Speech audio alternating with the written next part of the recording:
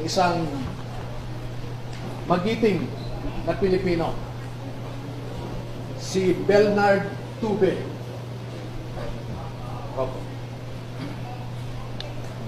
Si Ross, tumatanda na po. Si Rosbert Waupan. Si Benny Bulontate. Si Johnny Goodwan. Si Rodante Orbilio. Rainy Boy Julian. Christopher Esquivel. George Villalon Jr. Romeo Romel Bobares. Gil Navidad Jr. Anselmo Taberdo. Walter Manalansan. Jolly Cadiao. Romel Galapon. Cecilio Laroder Jr. Bernard Gubban. Crisani Dado. At Fidel Corpus.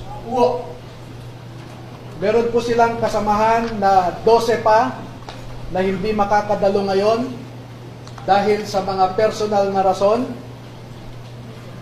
Ang dalawa ay meron silang kasama sa buhay na nagtatrabaho pa sa gobyerno at meron silang pag-aalinlangan na maaaring maapektuhan ang trabaho ng kanilang mga asawa.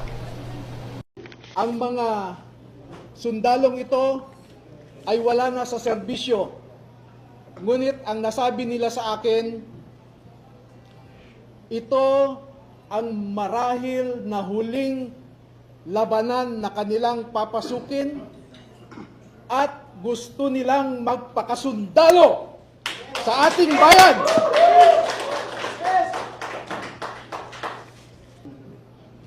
Proseso po kung paano ninakaw ang pera sa kabad ng bayan ay pwede nating ilarawan sa prosesong ito.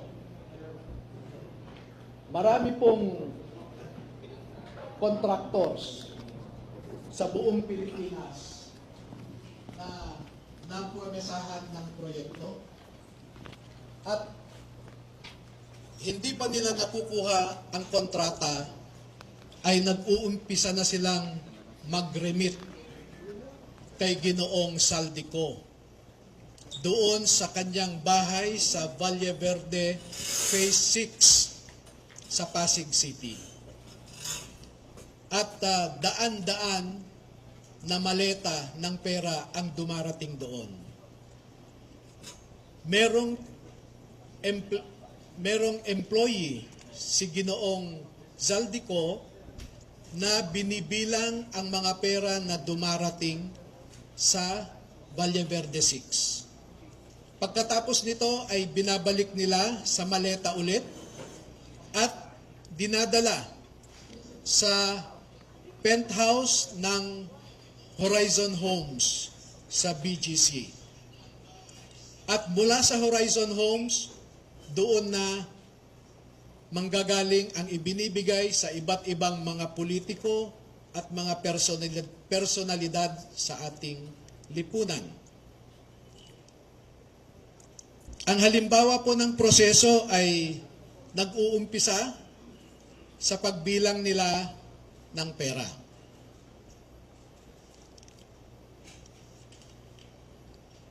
Ang susunod po,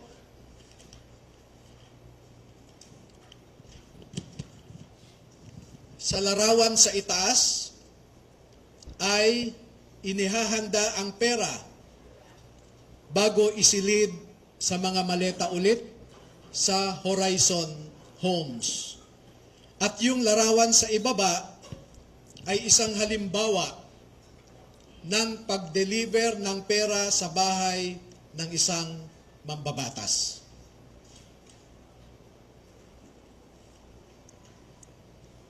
Makikita po ninyo na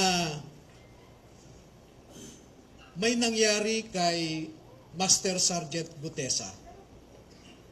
Sa aking tanggap na impormasyon ay napilitan siyang mag-execute ng isang affidavit na kung saan ay sinasabi niya na hindi siya kasali o wala siyang nalalaman sa mga pagde-deliver ng mga mali-malitang pera.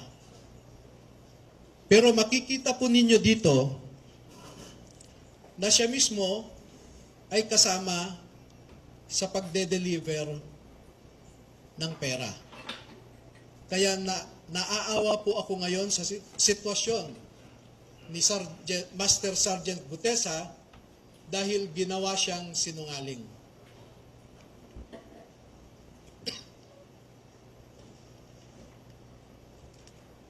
Meron pong iba pang mga larawan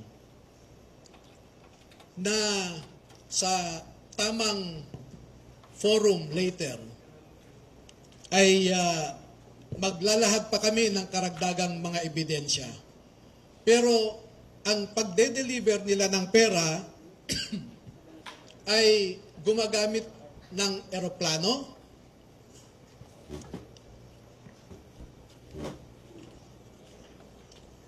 gumagamit din sila ng helicopter,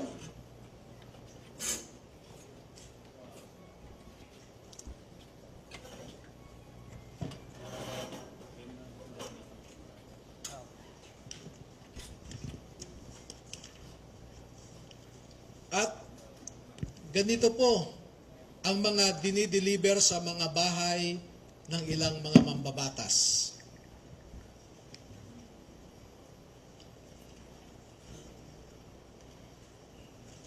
Makikita ninyo sa itaas na larawan ang hilera ng mga maleta na ang laman ay pera.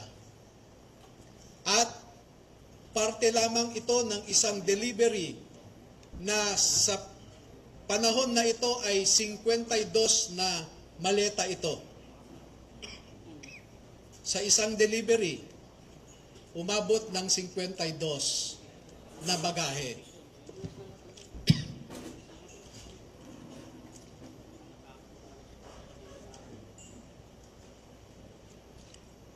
Makikita rin po ninyo na ang ating mga ebidensya ay minsan kinukuhanan ang buong bahay ng mambabatas, buong bahay ng mga ilang nasa media, yung tinatawag nating mga media operators.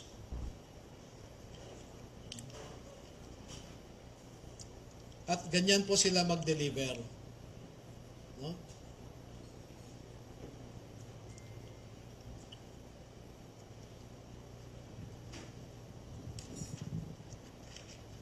Makikita po ninyo sa ibabang larawan ang mga maleta rin ng pera. At marami pa pong iba na katulad nitong mga larawan.